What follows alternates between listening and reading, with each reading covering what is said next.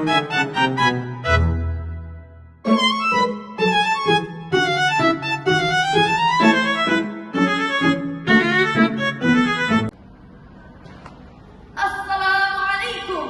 warahmatullahi wabarakatuh. Alhamdulillahilladzi an'amana bi ni'matil iman wal islam wa nusallimu ala khairil anam sayyidina Muhammadin wa ala alihi wa sahbihi ajma'in. Amma ba'd. Segala puji hanya milik Allah Rabbi, segala zat yang maha ghafur, yang maha syukur, yang telah diberikan beriku nikmat yang tidak terukur. Nikmat iman, nikmat Islam, sampai dengan nikmat walafiat, sehingga kita semua bisa berkumpul di tempat yang insya Allah akan diberkahi oleh Allah Subhanahu wa Ta'ala.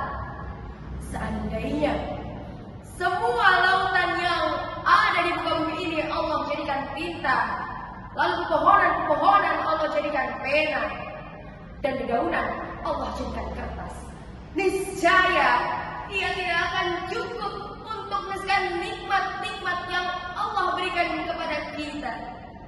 Salawat bermutiarakan salam, tak jemu dan tak bosan-bosannya kita berikan kepada sang proklamator alam, Nabi akhir zaman, tidak lain dan tidak bukan, yaitu Nabi Muhammad sallallahu alaihi wasallam, kepada keluarganya, sahabatnya, dan kita sang umatnya yang mengikuti sunnahnya, semoga mendapatkan syafaatnya. Amin ya rabbal alamin. Yang saya hormati kepada Dewan Juri yang arif dan bijaksana, serta teman-teman yang pada hari ini sangat luar biasa. Hadirin yang berbahagia, saya mau berpantun. Teman yang keliling bernama Bopo ingin berperang melawan Baruto. Untuk hadirin yang merasa kepo, mari dengarkan saya berpidato. Hadirin yang dirahmati Allah Subhanahu wa Ta'ala, kita hidup di zaman yang paradoks. Kemajuan teknologi digital telah membuka gerbang informasi yang seluas-luasnya, mempersingkat jarak dan mempermudah segala aspek kehidupan. Data dari WA Sosial dan Hootsuite tahun 2023 menunjukkan bahwa 212 juta atau setara dengan 77% populasi di Indonesia telah terhubung ke internet. Rata-rata waktu yang dihabiskan oleh warga Indonesia adalah 7 jam 42 menit per hari. Di balik angka yang fantastis ini tersembunyi tantangan besar bagi karakter, akhlak, dan dari generasi muda. Di ruang inilah akhlak kita sebagai seorang muslim diuji. Hadirin yang berbahagia, algoritma media sosial seringkali menjebak kita dalam echo chamber dan filter bubble, di mana kita hanya akan melihat konten-konten yang sesuai dengan selera kita saja, tanpa disaring lagi kebenarannya dan kemanfaatannya. Konten-konten yang tidak mendidik, yang bersifat ghibah atau gosip, hingga yang jelas-jelas maksiat dapat diakses dengan mudah. Ini bertentangan dengan firman Allah dalam Quran surat Al-Isra ayat 36 yang berbunyi, A'udzu billahi minasy syaithanir rajim.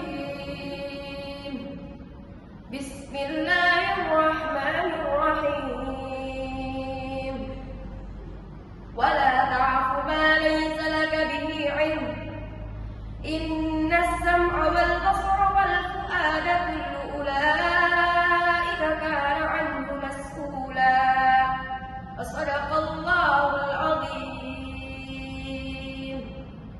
Aku berlindung dari godaan syaitan yang berkutu dengan menyebut nama Allah yang Maha Pengasih lagi Maha Penyayang. Dan janganlah kamu mengikuti apa yang kamu tidak mengetahui pengetahuan tentangnya. Sesungguhnya pendengaran, penglihatan, dan hati, semuanya itu akan dipertanggungjawabkan. Maha benar Allah dengan segala firman. Setiap like, komen, dan share kita adalah bentuk mengikuti suatu informasi. Kita akan diminta pertanggungjawaban di hadapan Allah Subhanahu wa Ta'ala atas segala yang kita konsumsi dan kita sebarkan. Lalu, apa solusinya? Pertama, internalisasi filter diri.